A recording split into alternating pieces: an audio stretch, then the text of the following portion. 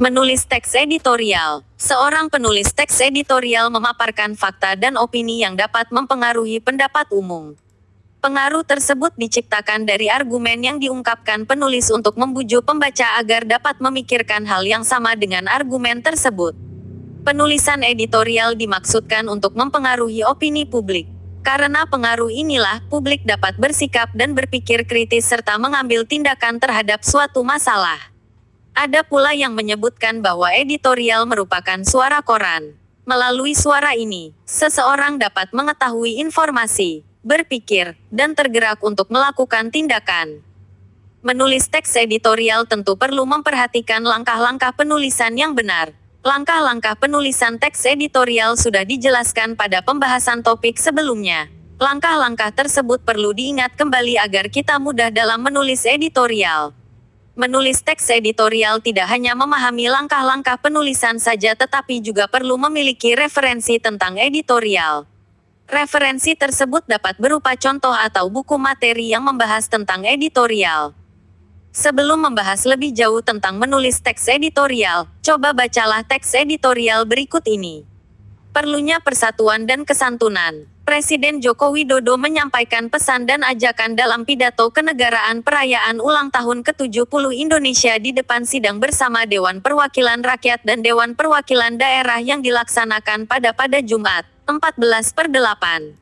Presiden menyampaikan 3 pidato, yakni pidato di depan sidang tahunan Majelis Permusyawaratan Rakyat, pidato dalam rangka proklamasi, dan pidato tentang keterangan pemerintah mengenai RUU APBN 2016 di depan Dewan Perwakilan Rakyat.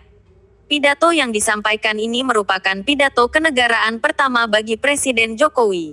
Presiden Jokowi menyampaikan pidato beberapa hari menjelang proklamasi kemerdekaan Indonesia. Pidato yang hendak disampaikan Presiden sudah ditunggu oleh bangsa ini yang ingin mendengarkan narasi dan visi Presiden dalam upaya mengisi kemerdekaan. Visi tersebut ditunjukkan dengan implementasi tol laut dan implementasi gagasan revolusi mental. Presiden juga menyampaikan pesan penting untuk anak bangsa agar memperkokoh persatuan dengan tetap memperhatikan kesantunan dalam bertata krama. Jika nilai kesantunan dan tata krama hilang, maka akan berbahaya bagi kelangsungan hidup bangsa. Kesantunan perlu diterapkan dalam politik, hukum, ketatanegaraan, dan kedisiplinan ekonomi. Jika tidak diterapkan, maka kita akan lamban dalam mengatasi berbagai persoalan bangsa. Persoalan bangsa dapat diatasi dengan persatuan. Hal tersebut ditegaskan oleh Presiden dan perlu kita garis bawahi bahwa penyelesaian soal bangsa pun memerlukan soliditas nasional. Bangsa ini tidak boleh mengalami perpecahan yang disebabkan oleh pertentangan politik dan kepentingan jangka pendek yang membuat keadaan politik, ekonomi yang mandiri, dan kepribadian dalam berbudaya tidak dapat terwujud.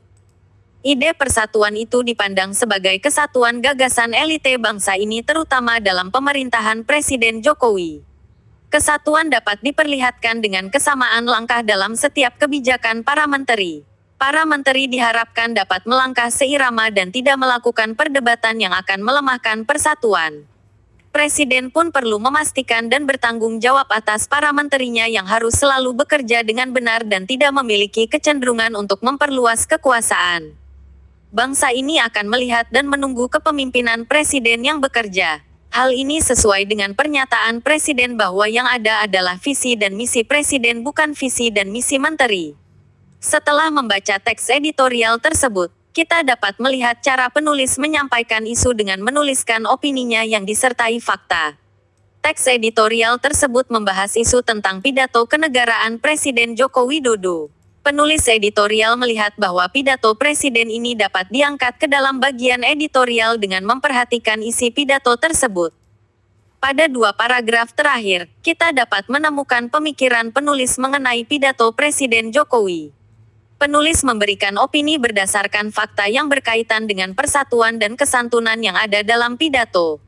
Penulis memberikan opini bahwa persatuan memerlukan soliditas nasional dan sebagai presiden, Jokowi perlu memastikan kinerja dan bertanggung jawab atas para menterinya.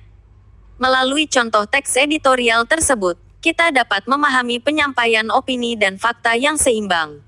Selain itu, penulis perlu memperhatikan 3 tujuan editorial yaitu sebagai berikut. 1. Penjelasan dalam editorial bukan berupa penekanan terhadap pengalaman atau penilaian seseorang tetapi pada penyajian fakta dan gagasan yang objektif tanpa prasangka. 2. Meyakinkan pembaca dengan cara yang persuasif. 3. Melakukan penilaian terhadap peristiwa yang terjadi dengan jelas dan meyakinkan. Poin penting. 1. Penulis perlu memahami langkah-langkah penulisan teks editorial dengan yang baik. 2. Ada 3 tujuan editorial yang perlu diperhatikan penulis yaitu sebagai berikut. A. Penjelasan dalam editorial bukan berupa penekanan terhadap pengalaman atau penilaian seseorang tetapi menyajikan fakta dan gagasan yang objektif. B. Meyakinkan pembaca dengan persuasif. Sekian, referensi dari Kuiper.com.